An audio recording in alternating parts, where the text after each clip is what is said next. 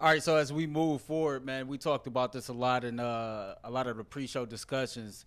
Jimmy and Dee Haslam spoke to the media yesterday. A lot of insightful things. It was three things that really stood out to me. We're gonna try to talk about those for a little bit, but the very first one being, which me and Jason talked about. I paid attention to the code words. I don't think a renovation is coming. I think the Browns want a brand new stadium. They would love to be on the lakefront. One thing he did for sure is the Cleveland Browns will always remain in Northeast Ohio, but that doesn't necessarily mean downtown Cleveland. Thoughts? Yeah, we disagree on this, at least in some premise, but I want Jason to start because Jason and Earl both picked up on something that I don't think everyone else did listening to that press conference yesterday. So. What I picked up on is they got me again, and they won't get me a third time. I was joking with you guys before the show.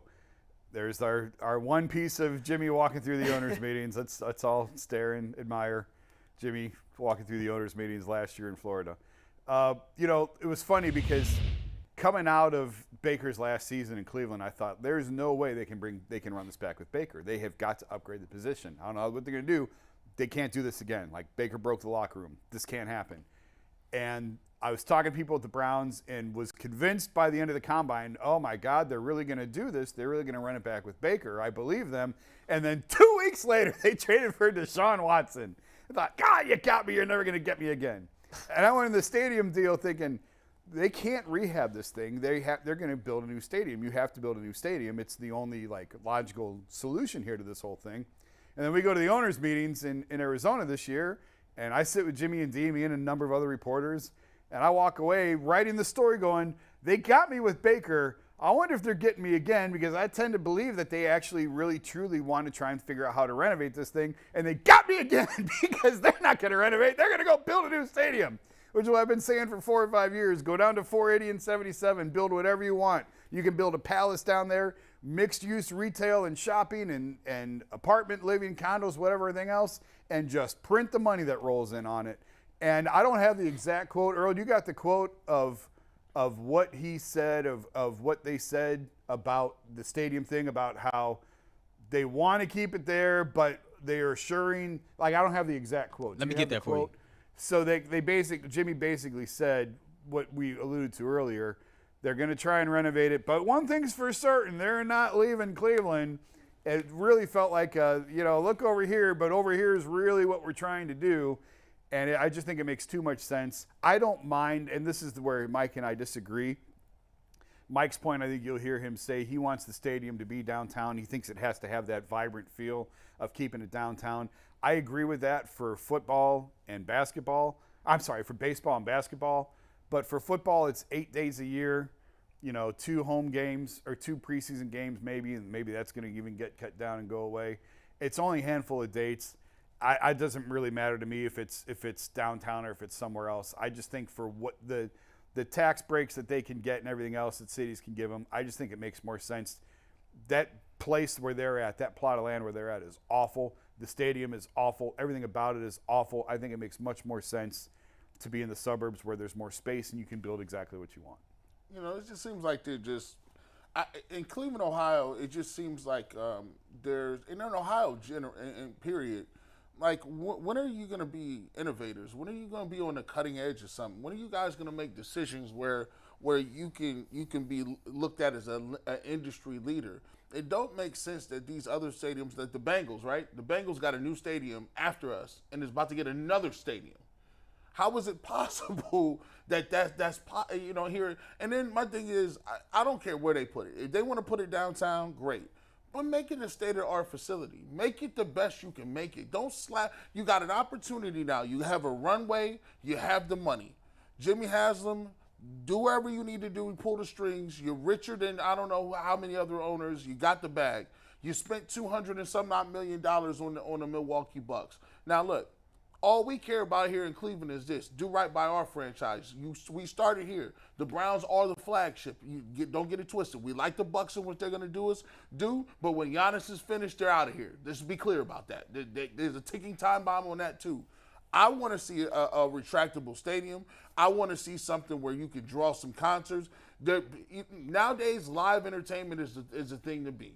You got to get into the live entertainment. Where's the rodeos? Where's the derbies? Where's the rock concerts? It's the Rock and Roll Hall of Fame. How do you not have the Rock and Roll Hall of Fame concert series with every great rocker here? They just don't market it right. Give me a dome. You got the $400 million or whatever this is going to cost, and preferably That's just for the roof. That's just for the roof. But preferably, I would like to see it downtown too. I always wanted to have like a AFC Championship game on the North Shore. I would love to see that. But if you can't get it down there because the politicians ain't gonna work with you and not gonna move the airport, they go put it somewhere else. But it needs to be a brand new facility. Yeah, I think if we're going to rank these, at least in my opinion, if you're going to rank these in terms of options, to me, dead last, not even close, massive gap between 2 and 3 is renovating what they currently have. Yeah, to me, that's not even an option. Yeah, I don't care what they say, that's not an option. To me, it does not make sense to have to close down a facility, play somewhere else for a year to make upgrades to something that's not structurally tacked and sound and top notch to begin with. Second would be to what Jason said. Go out to Independence, build a new stadium out there. I'm not a Clevelander through and through. I moved here last year. You guys all know that. I've lived downtown since I've been here.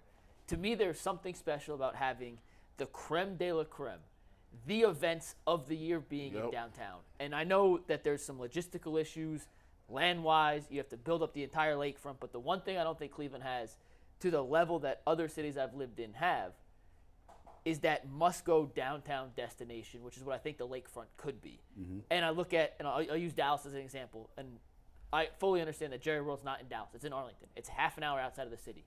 They have built an entire mini-city around the stadium. These new stadiums, call them what you want, they're all you-know-what measuring contests for the owners. It's how much money can you put in, and why is mine better than yours? Look at the new one Buffalo's proposing. Look at what Minnesota just built. Vegas. Vegas. Jerry's World was 10 years ago. It opened in 2011. That's crazy. 12 years ago. Think how far we've come since then, and that was the Taj Mahal of athletic stadiums when it opened less than 15 years ago. Jimmy Haslam has endless pockets. I don't know what you'd have to pay to buy out the airport, but if you could build the Cleveland version of Jerry's World, build up storefronts, restaurants, hotels, make that lakefront property into a must-be destination on top of having the premier football stadium in football, I think that would just elevate Cleveland as a city from where I already think it's awesome to a must-go destination for not just football fans, but just people in general who want a secondary observation, secondary place to go. What's up, bro? Yo, that was something that Dee Haslam alluded to, and she, like, I watched the press conference, and she put emphasis on that. You know, she talked about that bridge that was proposed, that land bridge, and she said that it was necessary for that to get done because she believed that the Cleveland lakefront needed to be brought to life. It does. And when you look at the major cities, that have a great lake, you know, Cleveland is probably at the bottom as far as the appeal of it all. You know, and I'm just thinking of somebody who stays on the east side, who travels that 90 east and west and that route too. Like, man, it's a lot of money that the city was going to have to forfeit to, you know, building the stadium. And building a land bridge. And I really don't know the politics about all of that. But I guess when I heard the press conference, I'm with you. My number one option would to be Brandon build new stadium downtown. But I think hearing him use, you know, we'll always be in Northeast Ohio, it swung me to where Jason is not having that expectation. He's leaving the door open that they could definitely move down. And I get that. I was just saying, to me, I think the best option is to stay down. I think there's something special about Cleveland having all 3 stadiums within a 1-mile radius of each other. That at any given night on any sporting event, on a Sunday, for example, and I know the season would have to all kind of come together, but you could have a Guardians game, a Cavs game, and a Browns game going on, and you could have over 100, close to 200,000 fans within a mile radius of each other for 3 different games. Like, that is unique to Cleveland, and I don't want to give that up. Yeah, the energy last year. I think the Browns had a home game, the Guardians had a playoff game on the same day. That was fun. That was cool. Yeah, it was great. But here's where it gets kind of complicated. I mean, we've been talking about renovating the lakefront for 50 years in the city, 60 years. Ain't nothing happened. Nothing. And like we talk about, I mean, Jimmy and Dee have been disastrous as owners. They've been disastrous. It's been 10 years of failure since they've owned the Browns. Now, they can make a tremendous impact on the city if they do figure this out and connect the waterfront to downtown. If they figure out how to do that, it would absolve them a lot of their failures as owners. But here's where, like, it kind of gets complicated if they pull out and they go somewhere else, what is their incentive then to continue like this lakefront redevelopment project? None. So there's where this becomes bigger than football, and this is where leverage and politics come into play of give us what we want in terms of finances, and we'll stay there, but don't give us exactly what we want, and we're going to leave. And now you're going to be stuck with a lakefront that is going to be undeveloped as it has been for the last 50, 60 years. Without a magnet for people to come down there. Without the one attraction. Well, I mean, you got the Rock Hall and the Science Center, and we talked about it before the show. I've talked to people who have built these stadiums, who were part of the Gateway Project, who hate the location and hate the structure of Brown Stadium because they said you have these beautiful architectural pieces of the Rock Hall, of the Science Center, and it could be this beautiful looking thing, and then you've got this mausoleum that sits vacant 350 days a year that makes everything else look like Tinker Toys. So that I mean, we don't even have enough time. We've spent we could do weeks worth of show on this. I'm just saying, politics always plays into this, leverage always plays into this, and the Haslams have talked about trying to be at the driving force behind redeveloping the lakefront. If they pull out, all that goes away. It's going to be interesting to see how this goes. And politically, everybody wants to. It's very unpopular if you are running for office to say, I'm going to give all these tax breaks and all this money to a guy that's a billionaire. Because your constituents and your party's going to say, why are we giving this guy tax breaks? Why are we paying for half of it or 3/4 of it when he has the money, obviously? So why doesn't he partner with us and reinvest with us as a city? So it's hard for somebody to get behind that. And what happens is you just put a bunch of proposals out. You say we need to redevelop, but it comes down to where's the money coming from? Well, the tax abatements I was talking about is if you go to Independence, right? And people, cities do that with Fortune Fortune 500 companies all the time. Trust me, Independence will do that in a heartbeat. Yeah. They're like, come on down here. Sherwin-Williams got the same similar treatment. Absolutely. To build their headquarters. And I mean, I guess to put a bow on it, I would say like we need more of that. And I've had business leaders tell me that. I've had GMs of teams in this city tell me that. We need, like Sherwin-Williams moving their headquarters here was huge. We need more of that. We need more business to come here to really, if we're really going to talk about turning the city financially, if we're really going to talk about turning the waterfront, it starts with new business, bringing new business back into downtown. And, you know, I mean, Dan Gilbert's brought a lot of his company here. Jimmy joked with me at the owners' meetings he wasn't moving Pilot's headquarters from Nashville, but you know maybe there's more opportunity for them. The more business that you can bring to Cleveland, the more you can start having some of these other conversations.